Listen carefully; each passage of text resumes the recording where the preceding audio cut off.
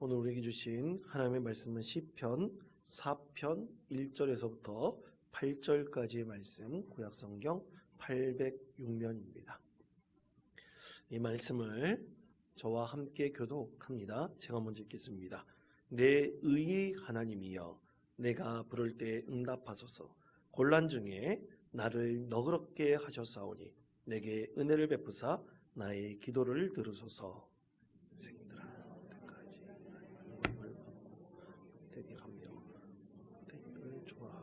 거짓을 구하는가 셀라. 여호와께서 자기를 위하여 경건한 자를 택하신 줄 너희가 알지어다. 내가 그를 부를 때 여호와께서 들으시리로다. 너희는 떨며 범죄하지 말지어다. 자리에 누워 심중에 말하고 잠잠할지어다 셀라. 의의 제사를 드리고 여호와를 의지할지어다.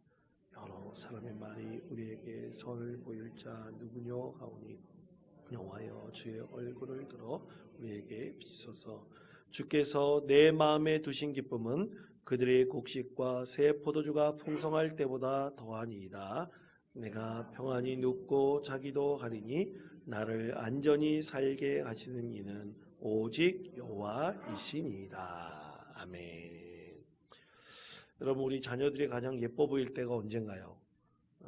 가장 예뻐 보일 때가 잠들었을 때입니다. 잠들었을 때 가장 이쁘죠. 왜냐하면 아무 짓도 안 하기 때문에. 자는 모습이 너무나 이쁘기 때문입니다. 이 자녀가 부모에게 주는 기쁨이 무엇이겠습니까? 다 다를 겁니다. 부모가 자녀들을 통해서 얻는 기쁨은 똑같을 수가 없죠. 통계청의 2022년 통계청의 통계를 보니까 이 부모와 자녀와의 친밀도가 이 연령대에 따라서 어떻게 달라지는가, 그것을 한번 이 조사를 해봤어요.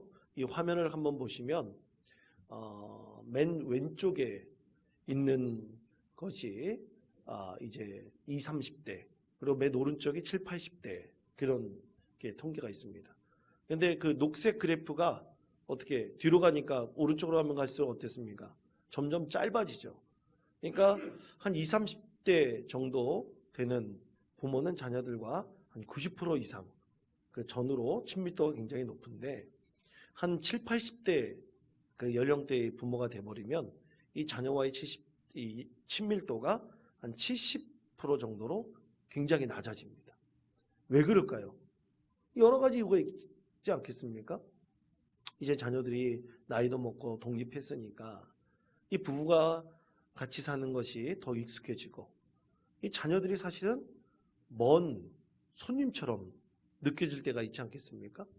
그리고 이 자녀들이 독립해서 살다 보니까 같이 찾아뵙기도 쉽지 않고, 또 부모가 아프고 병들었으면 또 그것에 여러 가지 관계들이 있어서 어려움이 있을 수도 있고, 또 그래서 이 친밀도가 점점 떨어질 수 있겠죠.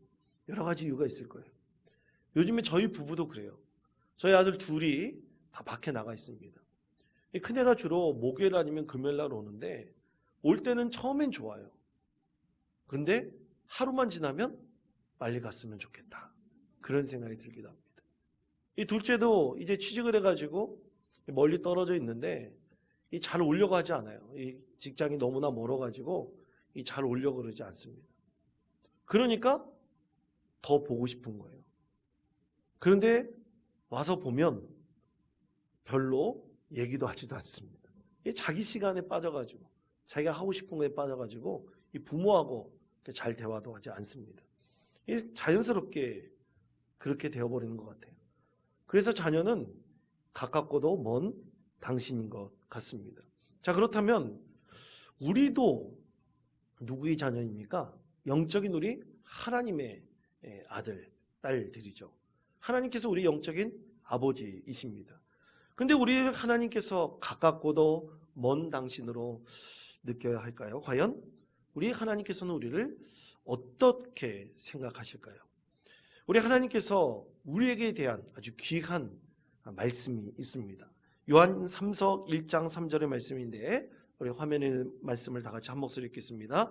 내가 내 자녀들이 진리 안에서 행한다 함을 듣는 것보다 더 기쁜 일이 없도다. 아멘.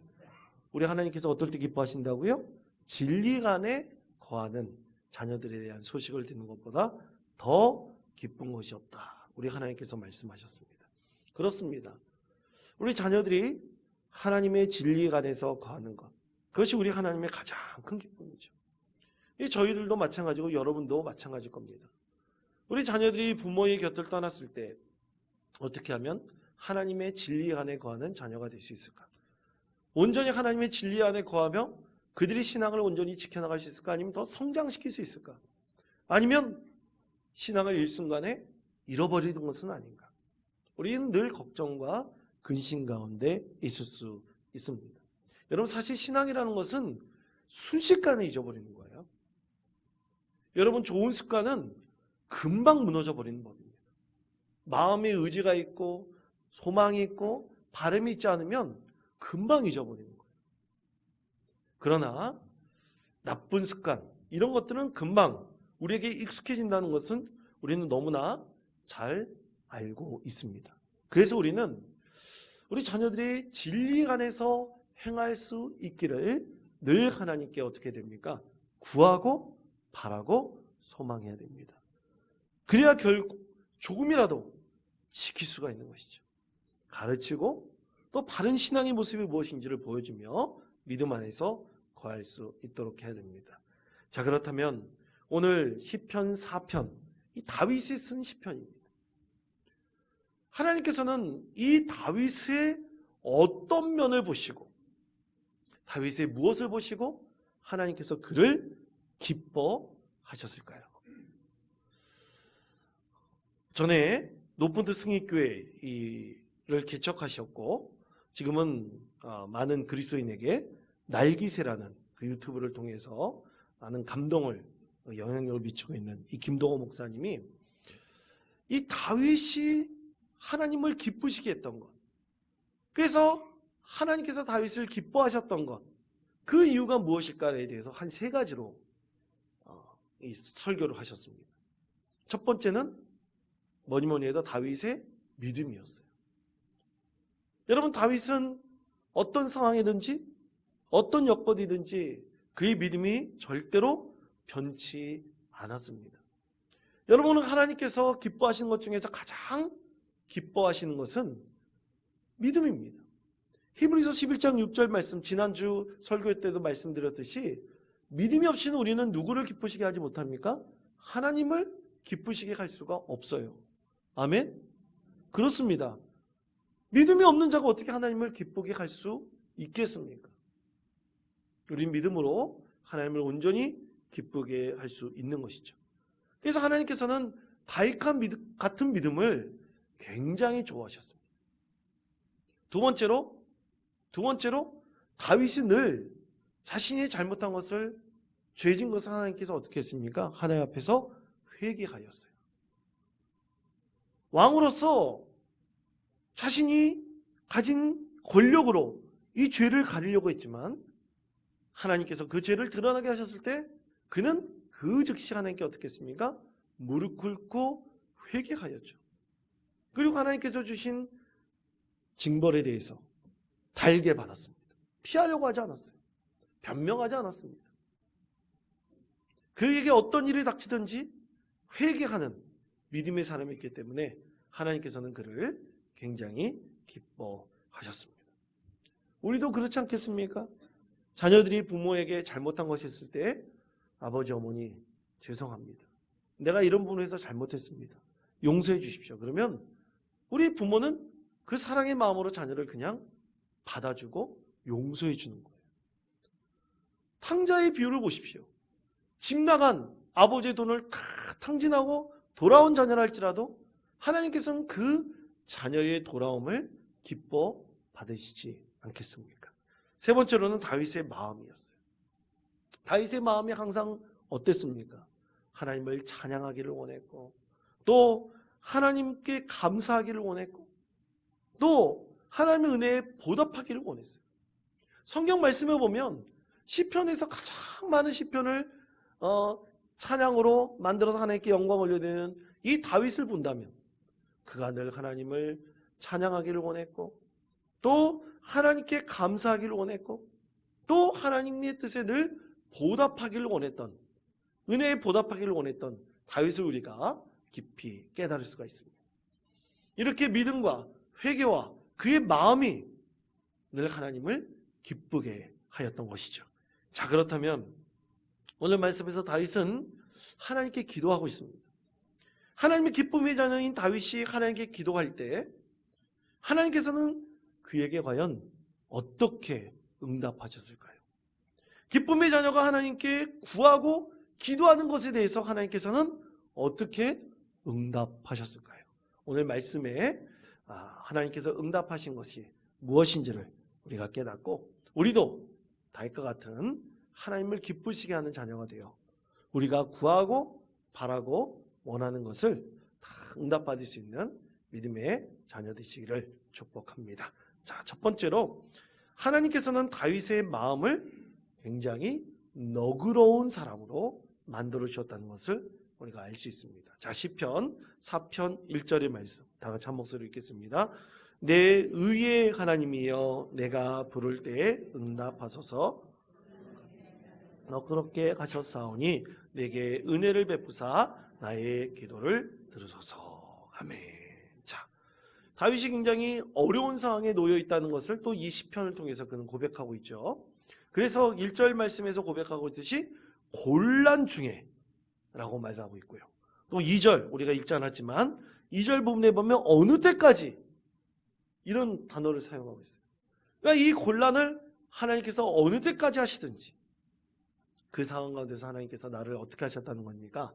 내 심령을 너그럽게 하셨다라는 것입니다. 너그러운 마음을 갖는다. 여러분, 너그럽다라는 것은 과연 무엇입니까? 여러분, 사람의 마음이 급하고 당혹스러우면 이 눈앞이 다 깜깜해져 버려요. 그건 누구나 다 마찬가지입니다. 누구나 다 그렇게 돼버려요. 온전한 판단하기가 어렵습니다. 왜냐하면 흥분하고 분노하고 당혹감을 느끼게 되면 내 몸에 이 호르몬이 불균형을 갖게 되고, 어떤 호르몬 곧 아드레날린 같은 것은 너무나 많이 분비되어서 더 흥분할 수밖에 없는 거예요. 그러니까 우리가 항상 평소 때는 잘 판단하고 잘 행동했던 사람도 어느 순간 자기 이성이 마비돼 버리고 자기 판단력이 흐려질 수도 있는 거죠. 여러분, 이런 사람들 주로 어느 때 나타나느냐?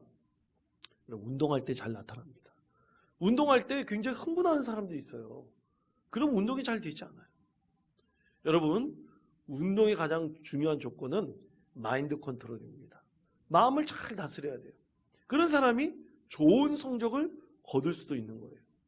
이렇게 하나님 앞에서 다윗은 너그러운 마음을 가진 사람이다.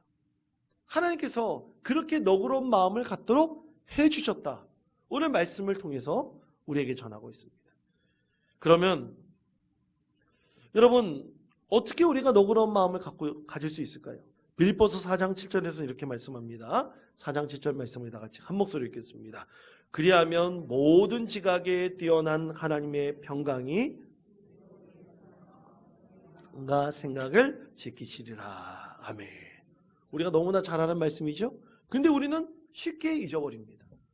우리 하나님께서 내 마음과 생각을 지켜주시기를 우리가 늘 하나님께 구해야 합니다. 그렇지 않으면 우리는 내 자신의 감정에 쉽게 지배받을 수도 있어요. 그러면 이 사람의 생각과 마음은 대체 뭡니까?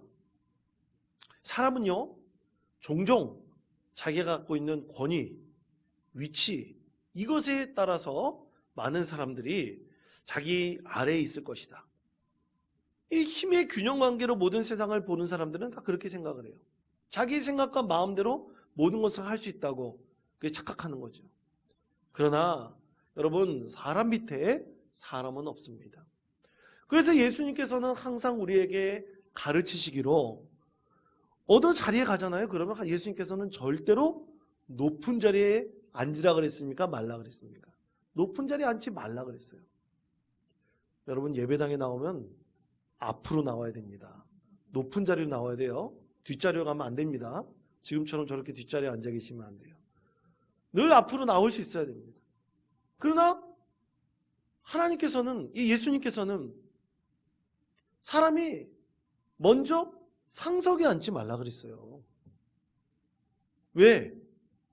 자기보다 높은 사람이 왔을 경우에 그 자리를 비켜줄 수 있기 때문입니다. 그래서 겸손하게 늘 낮은 자리를 먼저 찾으라. 그럼 낮은 자리를 찾으면 그 사람이 높은 사람일 때 낮은 자리에서 높은 자리로 옮겨줄 것을 우리 예수님께서 그렇게 지혜로 말씀해 주셨습니다. 사랑하는 성도 여러분, 너그러운 마음은 오늘 말씀에서 누가 주시는 겁니까? 하나님께서 주시는 겁니다. 다윗에게 너그러운 마음을 하나님께서 선물로 주셨습니다. 그의 믿음을 보시고 그의 회개함을 보시고 그의 마음을 보시고 하나님께서 그에게 너그러운 마음을 주셨다. 우리도 하나님께서 그렇게 너그러운 마음을 분명히 주실 것입니다. 다윗처럼 믿고 다윗처럼 회개하고 다윗처럼 하나님을 찬송하고 감사하며 또 하나님 은혜에 보답하는 삶을 살게 된다면 그 마음을 통해서 하나님께서 우리를 너그럽게 만들어 주실 것입니다. 자, 두 번째로 하나님께서는 다윗에게 택하심의 은혜를 확신하게 하셨습니다. 자, 시편 4편 3절의 말씀 우리다가 한 목소리 읽겠습니다. 여호와께서 자기를 위하여 경건한 자를 택하신 줄 내가 그를 부를 때에 여호와께서 들으시리로다. 아멘. 자, 다윗을 위해서 하나님께서 경건한 자를 택하셨다 그랬어요. 그럼 경건한 자는 누구입니까? 경건한 자는 당연히 하나님께서 아끼시는 자들이에요. 하나님께서 좋아하는 자들입니다. 하나님께서 경건하지 않고 자기 마음대로 하는 사람을 어떻게 좋아하겠습니까? 당연히 경건한 자를 좋아하시고 또 그들을 아끼시고 그것이 바로 하나님께서 그들을 기뻐하시는 것이죠. 그럼 하나님께서 싫어하는 사람들은 과연 누굴까요? 그것에 대해서 성경에서는 분명하게 말씀하고 있습니다. 잠언 6장에서 이렇게 말씀합니다. 잠언 6장 16절부터 19절까지 말씀 우리다가 한 목소리 읽겠습니다. 여호와께서 미워하시는 것 곧 그의 마음에 싫어하시는 것이 67가지이니 곧 교만한 눈과 거짓된 혀와 흘리는 손과 악한 계교를 꾀하는 마음과 빨리 악으로 달려가는 발과 거짓을 말하는 망령된 증인과 및 형제 사이를 이간하는 자이니라. 아멘. 자, 하나님께서 싫어하시는 것을 분명하게 말씀하고 있죠. 뭡니까? 교만한 눈, 거짓된 혀, 그리고 무죄한 자의 피를 흘리는 손, 악한 계교를 꾀하는 마음, 악으로 달려갈 줄 아는 발, 그리고 거짓되고 망령된 증인, 형제 사이를 이간하는 자. 7가지를 하나님께서 싫어하신다고 그랬어요. 물론 더 싫어하는 게 많으시겠죠. 그러나 대표적으로 교만, 거짓을 말하는 혀, 무죄한 자의 피를 흘리는 손, 악한 계교를 붓는 마음, 그리고 악으로 달려가는 발, 빨리 달려가는 발, 거짓되고 망령된 증인, 형제 사이를 이간하는 사람. 이런 사람을 싫어하신다. 분명하게 말씀하고 있죠. 여러분, 우리가 여기에 해당됩니까? 절대로 그러면 안 됩니다. 그럼 하나님께서 좋아하시는 자는 어떤 사람들일까요? 아끼시는 사람들은 누굴까요? 경건한 사람들은 누굴까요? 7가지에 반대되는 사람이죠. 겸손한 사람이죠. 진실한 사람입니다. 그리고 절대로 사람에게 해를 끼치지 않는 사람입니다. 그리고 마음에 선한 생각을 품고 항상 선한 행실을 하기를 노력하며 진실을 말하고 다툼이 있는 곳에 화해를 선포할 수 있고 화해를 주장할 수 있는 사람. 그런 사람을 우리 하나님께서 기뻐하신다는 것을 말씀합니다. 그런데 하나님께서 어떻게 하신다고 그랬어요? 이렇게 하나님께서 좋아하는 사람, 아끼시는 사람, 경건한 사람을 다윗에게 붙여주신다고 하셨습니다. 여러분, 정말 하나님께서 이런 사람을 다윗에게 붙여주셨을까요? 아닙니다. 여러분, 지난주 제가 설교 말씀에서 인용한 말씀에 보면 다윗을 따랐던 사람들이 있어요. 400명이나 되는 사람들이 다윗을 따랐다 그랬지 않습니까? 자기 가족들하고 다윗을 따라온 사람들이 있었어요. 근데 그런 사람들이 어떤 사람들이었습니까? 그런 사람들은 환난당한 자였어요. 빚진 자들이었어요. 마음이 원통한 자들이었어요. 환난당한 자, 빚진 자, 마음이 원통한 자들이었어요. 그런데 그들이 무슨 하나님께서 좋아하는 사람, 아끼는 자들, 그리고 그들이 무슨 경건한 자들이겠습니까? 그런데 그 사람들이 다윗을 통해서 참으로 믿음을 깨닫고 다윗의 신실한 믿음을 통해서 기쁨을 얻으며 그들도 하나님께서 어떤 사람들이 됐습니까? 하나님께서 아끼시는 사람, 경건한 사람들로 변화됐다는 겁니다. 하나님께서 그렇게 환난당한 자들, 빚진 자들, 마음이 원통한 자들을 다 경건한 사람들로, 하나님을 잘 믿는 사람들로 만들어주셨다는 뜻입니다. 참으로 놀라운 일이죠. 그러므로 사랑하는 성도 여러분, 우리가 믿음의 선한 사람이 되면 우리와 함께 있는 많은 사람들이 하나님께서 좋아하는 사람, 하나님께서 아끼시는 사람, 하나님께서 경건한 사람들로 분명히 만들어 주실 것이라고 믿습니다. 그런데 참으로 안타까운 것이 우리 그리스도인들 중에서 기도하지 않는 사람들이 점점 많아지고 있다는 것입니다. 참으로 그것이 안타까운 거예요. 여러분, 경건한 사람들 하나님께서 정말로 기뻐하신다 그랬는데 그럼 무엇을 해야 됩니까? 기도하는 사람들이 돼야 되는 거예요. 근데 여러분, 왜 기도하는 것을 싫어하는지 아세요? 멀리하는지 아세요? 여러분, 창세기에 보면 아담과 하와가 죄를 짓고 난 다음에 가장 어떻게 했습니까? 가장 먼저 뭐 했어요? 자기 부끄러운 것을 가렸지만 가장 먼저 했던 행동이 뭐냐면 하나님을 피했어요. 그렇습니다. 하나님 앞에 자기 죄가 드러나는 것을 싫어하기 때문에 기도하지 않는 거죠. 그러나 이것을 극복하고 경건한 자, 하나님께서 좋아하는 자, 하나님께서 아끼시는 자가 된다면 하나님께서 더할 나위 없는 큰 은혜를 그 사람에게, 그 그리스도인에게, 그 자녀에게 베풀어 주실 것입니다. 참으로 목회하다 보면 참으로 안타까운 것이 기도하지 않는 사람들의 입에서는 그렇게 선한 말이 나오지 않는 것을 많이 보게 됩니다. 사랑하는 우리 온통교회 성도 여러분, 열심히 하나님께 기도할 수 있는 믿음의 성도 되시기를 바랍니다. 경건한 사람 되시기를 바랍니다. 그리고 하나님께서 진정으로 아끼시는 사람 되시기를 축복합니다. 그래서 우리 입에서는 좋은 말을 하고 선한 말을 하며 진심 말을 말하며 교만하지 않고 늘 하나님 보시기에 참으로 복 받을 수 있는 믿음의 사람 되시기를 간절히 축복합니다. 자, 세 번째로 하나님께서 어떤 환경도 뛰어넘는 기쁨과 평안을 누구에게 줬습니까? 다윗에게 주셨습니다. 자, 시편 4편 7절에서부터 8절 말씀 우리 다 같이 한 목소리 읽겠습니다. 주께서 내 마음에 두신 기쁨은 내가 풍성할 때보다 더하니이다. 내가 평안히 눕고 자기도 하리니 나를 안전히 살게 하시는 이는 오직 여호와이시니이다. 아멘. 자, 주께서 그의 마음에 두신 기쁨이 뭐라고 했습니까? 그의 마음에 두신 기쁨은 곡식과 세포도가 풍성할 때보다 더하다 그랬어요. 이것을 하나님께서 주셨다고 했어요. 하나님께서 그를 평안히 인도해 주신다고 했습니다. 참으로 놀라운 그의 간절한 믿음의 고백이지요. 어떤 환경 가운데서도, 곤란 가운데서도 그들 평안 가운데, 기쁨 가운데 거할 수 있도록 만드신 분은 오직 하나님이십니다. 여러분, 우리 그리스도인들이 어떤 환경에서도 마음의 평화를 얻고 하나님 가운데 살 수 있다면 여러분, 그것이 우리에게 얼마나 큰 기쁨이겠습니까?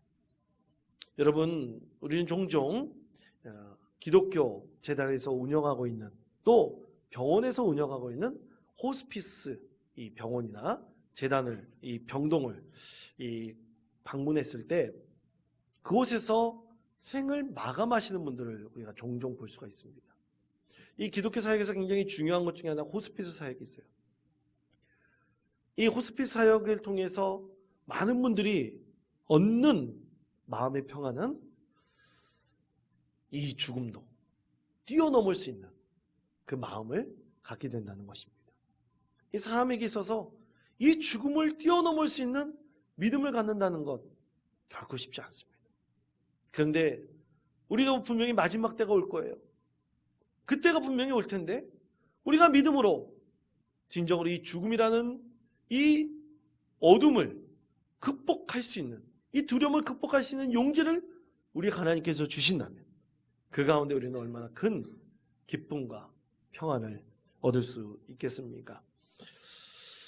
참으로 그렇게 경건한 죽음을 맞이하는 사람들, 참으로 마음의 평강으로 그 죽음을 뛰어넘는 믿음을 가진 사람들, 그런 분들을 보면 참으로 숙연해질 수밖에 없습니다. 우리도 그런 믿음의 사람이 되었으면 좋겠다, 그렇게 소망하고 우리도 바라게 됩니다. 저는 오늘 예배를 마치고 개인적으로 저하고 의형제 맺은 한 형님이 있는데, 그 형님의 동생이 저하고도 굉장히 친한 분이었어요. 근데 저보다 한 살도 많은 분인데 오늘 세상을 떠났다는 그런 얘기를 들었습니다. 그래서 예배를 마치고 조문을 다녀오려고 하는데요, 이 나이가 들면 들수록 그런 생각이 들어요.